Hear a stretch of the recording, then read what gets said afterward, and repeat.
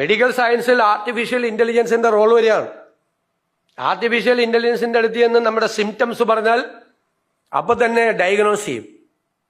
എന്നിട്ട് ഇതാണ് തന്റെ രോഗം എന്ന് പറയും. ഇപ്പൊ ഡയഗ്നോസ് ചെയ്യണമെങ്കിൽ വലിയ പാടാ. രോഗം വന്ന ഒരാൾ നമ്മളോട് പറയും എറണാകുളത്ത് ഒരു ആശുപത്രി ഉണ്ടെന്ന് പറയും, വേറൊരാൾ പറയും വേറെ സ്ഥലത്ത് ഒരു ആയുർവേദ ആശുപത്രി ഉണ്ടെന്ന് പറയും, വേറൊരാൾ പറയും യുനാനിയാണ് നല്ലതെന്ന് പറയും. അപ്പോൾ മറ്റൊരാൾ പറയും വയനാട്ടിൽ ഒരു ഒറ്റമൂലയുണ്ട് അതിന് പോകണമെന്ന് പറയും. രോഗം വന്ന പെട്ടുപോയതാണ് ഇപ്പോഴത്തെ കാലത്ത്. മറ്റൊരാ പ്രശ്നമില്ല, ആർട്ടിഫിഷ്യൽ ഇന്റലിജൻസ് അപ്പൊ തന്നെ രോഗം ഡയഗ്നോസ് ചെയ്ത് ഇതാണ് രോഗം എന്ന് പറയും. സെക്കൻഡ് ഓപ്ഷൻ എന്താ?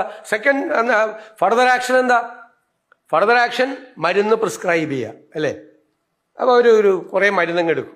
അതിൻ്റെ പറയും ഇത് വേണ്ട, തൻ്റെ കിഡ്നി അടിച്ചു പോകും, ഇത് വേണ്ട, ഇത് തൻ്റെ ലിവർ പോകും, this is the right medicine, മരുന്ന് കഴിക്കുക, രോഗം മാറ്റും. പിന്നെ പറയുന്നുണ്ട് ആർട്ടിഫിഷ്യൽ ഇന്റലിജൻസും നാനോ ടെക്നോളജിയും കൂടി ഇന്റർ ഡിസിപ്ലിനറിയാണ്, രണ്ട് സബ്ജക്റ്റാണ്, രണ്ടും കൂടി ഉണ്ടാക്കിയിട്ട് ഒരു നാനോ സംഭവം ഉണ്ടാക്കി, ചെറിയൊരു സംഭവം. അത് ഇഞ്ചക്ട് ചെയ്യാം നമ്മുടെ വെയിനിലൂടെ. അത് ഇഞ്ചക്ട് ചെയ്തിട്ട് അതിങ്ങനെ പോവും. നിങ്ങൾ വീഡിയോ ഗെയിം കളിക്കില്ലേ ഇങ്ങനെ കയ്യിൽ വെച്ചിട്ട് ഇങ്ങനെ ആ സ്റ്റിക്ക് വെച്ചിട്ട്, അതുപോലെ ഡോക്ടർ ഇങ്ങനെ ഇതിനെ കൺട്രോൾ ചെയ്യും. അപ്പോൾ ഈ സാധനം ഇങ്ങനെ പോവും.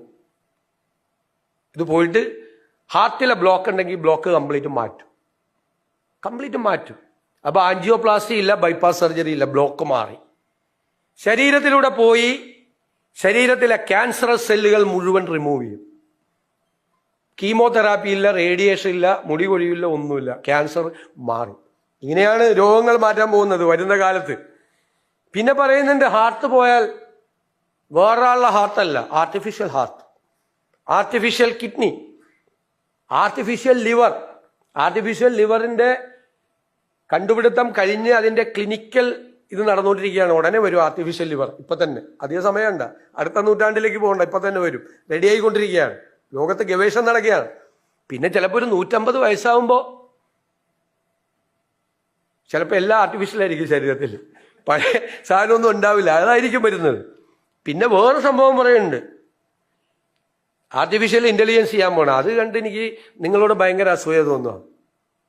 കാരണം നിങ്ങളുടെ ജനറേഷനാണ് അത് കിട്ടാൻ പോകുന്നത്, ഞങ്ങൾക്ക് കിട്ടാൻ സാധ്യത കുറയില്ല. എന്താ കാര്യം? ഏജിങ് പ്രോസസ്സ് റിവേഴ്സ് ചെയ്യും. ഏജിങ് പ്രോസസ്സ് റിവേഴ്സ് ചെയ്യും. പ്രായമാവില്ലെന്ന്. 125 വയസ്സാവുമ്പോഴും നമ്മുടെ പൊതുവിദ്യാഭ്യാസ മന്ത്രി എൻ ഷംസുദ്ദീനെ കണ്ടു കഴിഞ്ഞാൽ ഇതുപോലെ തന്നെ സുന്ദരനായിരിക്കും. പ്രായാവില്ല. പ്രായാവില്ല.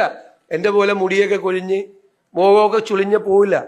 ഏജിങ് പ്രോസസ്സ് റിവേഴ്സ് ചെയ്യാൻ വേണ്ടിയിട്ടുള്ള കണ്ടുപിടുത്തങ്ങളാണ് ലോകത്തിൽ ഉണ്ടാകുന്നത്. നമ്മൾ വായിച്ചു പോയി കഴിഞ്ഞാൽ ഭയങ്കരമായി